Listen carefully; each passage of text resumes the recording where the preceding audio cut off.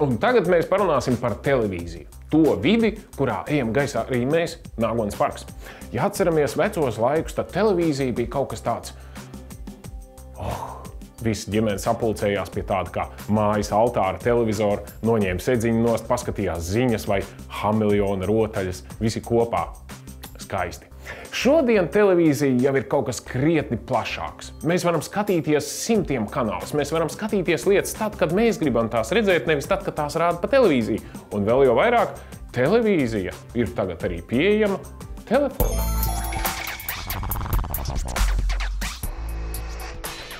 Televīzija pēdējo gadu laikā attīstās ļoti strauji, protams, pateicoties arī internetam, bet šobrīd, ja mēs skatāmies Latvijā, tad, manuprāt, cilvēkam iespējas ir ļoti plašas. Virzemes televīzija ir tiem skatītājiem, kuriem prasības pret televīziju nav īpaši lielas un pietiek ar tikai populārākajiem televīzijas kanāliem, bet priekšrocības ir tādas, ka tā ir pieejama arī visā Latvijā.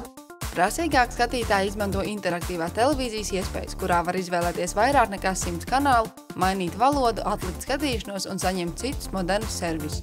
Te ir pieejams arī 7-dienu arhīvs, kas ļauj nostīties pagājušos raidījumus sev vēlamā laikā. Dinamiska dzīvesveida piekritēji izmanto internetu televīziju. Šī TV platforma pieejama jebkurā vietā Latvijā – datorā, telefonā vai planšetē.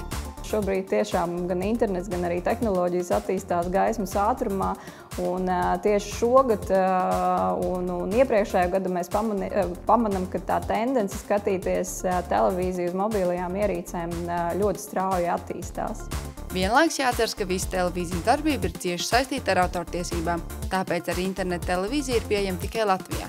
Tāpat pieejamās nedēļas vietā tehnoloģijas būtu iespējams uzglabāt visu raidījumu arhīvu pat vairākus gadus.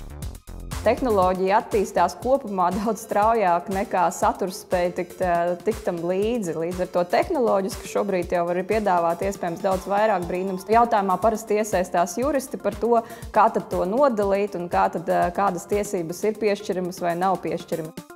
Pirmās formulas pārraidē skatītājiem pašiem ir iespēja izvēlēties, skatīties to, ko tiešraidē monto režisors vai kādu konkrētu kameru un rakursu. Daudzām TV pārraidēm ir savas tiešsaistes aplikācijas, kas televīzijā redzamo informāciju papildina ar svarīgiem datiem no paša notikuma. Tas ir tāds ļoti inovatīvs un nākotnes risinājums, kur tiešām ir iespēja gan izvēlēties kameru leņķus, bet drīzāk tie ir kaut kādi testi tikai ar īpašām televīzijas pārraidiem, ko ir veikuši televīzijas kanāli, bet tas nav šobrīd standarts. Bet principā par to runā nozarē, jā, un ir virziens, kad nākotnē mēs varēsim noteikti nevienu izvēlēties leņķi, no kura ir filmētas, piemēram, koncerts vai sporta pārraide, bet arī noteikti filmu gaitu un scenāriju. Šobrīd aktuālā televizora tendence ir 4K izšķirtspēja. Pirms tam tas bija 3D, kas gan dažādu iemeslu dēļ plašu popularitāti starp ikdienas TV lietotājiem tomēr neieguva.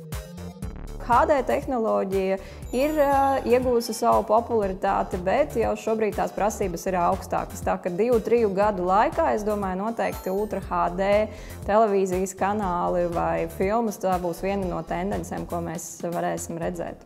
Te ir jāpiesauc internets ar visām savām plašajām iespējām, kas TV skatīšanos ar visu internetu, televīziju un pārējo, ko mēs varam iedomāties, ir padarījis pieejam tik plašam skatītāju lokam kā vēl nekad. Šodien, kad ir brīvi pieejami arhīvi un internetu video, mēs televīziju patērējam vairāk nekā jebkad.